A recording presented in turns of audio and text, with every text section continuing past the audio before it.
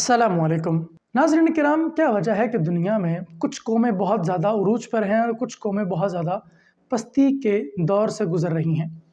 यहूदी एक ऐसी कौम है जो पूरी दुनिया में अगर देखा जाए तो अगरचे थोड़ी सी मकदार में है, लेकिन वो थोड़ी सी मकदार इतना इन्फ्लुएंस रखती है पूरी दुनिया के अक़वाम और नेशंस और मेंटालिटीज़ के ऊपर कि उसके बारे में सिर्फ हैरान ही हुआ जा सकता है। यहूदी मईशत के मामले में इतने संजीदा हैं कि शायद हम में से कोई भी ना हो।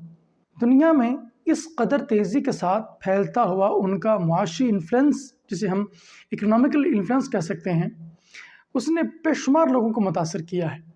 उनके मुआशी उसूल और उनका सबसे ज़्यादा रिच होना बावजूद माइनॉरिटी के, पूरी दुनिया में अगर देखा जाए अवाम के लिहाज से तो छोटी सी माइनॉरिटी बन जाती है ज्यूज़ की।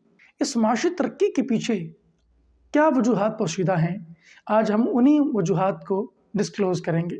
नाज़रीन किराम, आपको याद होगा कि जब आप छोटे थे तो क्लास के अंदर एक बड़ा ही ब्रिलियंट बच्चा हुआ करता था। वो ब्रिलियंट बच्चा जिसका दोस्त हुआ करता था वो बड़ा खुशनसीब समझा जाता था। जब पेपर की बारी आती थी तो वो ब्रिलियंट बच्चा जैसा लिखता उसके पीछे बैठने वाला या उसका दोस्त वैसा ही लिखता, तो और तकरीबन उसके मार्क्स भी ठीक आ जाते और वो भी पास हो जाता।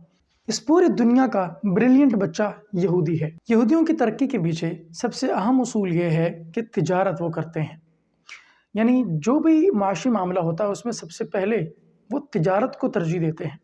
मदीना तैयबा में जब रसूल करीम सल्लल्लाहु अलैहि वसल्लम तशरीफ़ लाए तब बहुत कम यहूदी थे जो खेती बाड़ी करते थे। ज़्यादातर यहूदी कारोबारी मामलात के अंदर इंडल्ज थे। गौर करें कि हमेशा से उनका यही उसूल चलता चला आ रहा है। यहूदियों की कामयाबी के पीछे एक अहम उसूल ये है जिसको अडॉप्ट नहीं किया जाना चाहिए मेरे ख़्याल में, वो ये है कि वो सूदी कारोबार के अंदर बड़ी महारत रखते हैं। हमेशा से उनका तरीक़ाकार यही था कि वो लैंडिंग का काम करते थे, एक लैंडर के तौर पर रहा करते थे। पैसा उनके पास आता था और वो कर्ज़े के तौर पर दूसरे लोगों को दिया करते थे और उनको पैसा देने के एवज़ कुछ माल उनसे ले लिया करते थे, और जब वो पैसा दे देते और भी उनसे माल ले लिया करते थे उस पैसा देने के एवज़। इस सूदी कारोबार के अंदर उन्होंने हमेशा से महारत रखी है। इस सूदी निज़ाम को मज़ीद इस्टेब्लिश करने के लिए उन्होंने बैंकारी का निज़ाम मुतारफ़ करवाया, जैसे हम कन्वेंशनल बैंकिंग कहते हैं, और मईशत में सबसे ज़्यादा इन्फ्लुएंस उन्हीं का पाया जाता है। तो उसके पीछे उनकी डिवाइन टीचिंग्स हैं, यानी उनके ख़्याल में तौरात उन्हें सिखाती है कि आपने मईशत को हमेशा मुकद्दम रखना है, क्योंकि जब आपकी मईशत मजबूत होती है तो लोग ऑटोमेटिकली अपनी ज़रूरतों के लिए आप तक खिंचे चले आते हैं।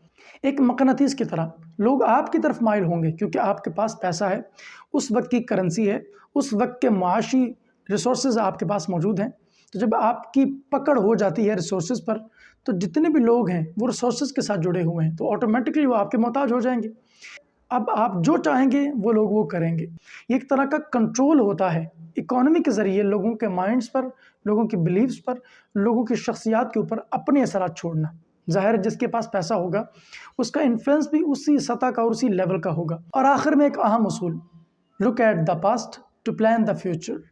हमेशा अपने माजी को देखकर अपने मुस्तकबिल की तैयारी करनी पड़ती है, प्लान करना पड़ता है। अगर माजी में कहीं गलती हुई है, कोई मामला ख़राब हुआ है, कोई प्रॉब्लम फेस करने को मिली, कोई ऐसा इशू हो गया जिसने माशी तौर पर उनको थोड़ा सा पीछे कर दिया, नीचे कर दिया, तो यहूदी उस पैटर्न को अपने ज़हन में रखते हैं और उस पैटर्न को कभी नहीं दोहराते, क्योंकि पैटर्न्स खुद को रिपीट करते रहते हैं।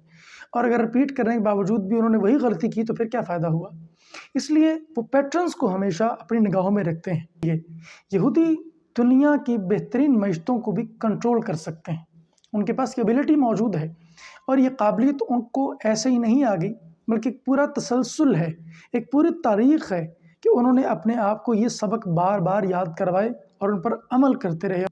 नेशंस यूं ही बिल्ड नहीं हो जाती, उनके पीछे कुछ उसूल होते हैं। या तो उनको नज़रअंदाज कर दिया जाए तो फिर तबाही है, या उनको याद रखा जाए और उनके अंदर एवोल्यूशनरी प्रोसेस को जारी करके एक रेजिलियंस्ड माइंड पैदा कर दिया जाए जो लचकदार हो और फैसला करने की एबिलिटी अपने अंदर रखे, तभी कौमें बच पाती हैं, वरना फिर दास्तान तक नहीं होती दास्तानों में। बहुत शुक्रिया।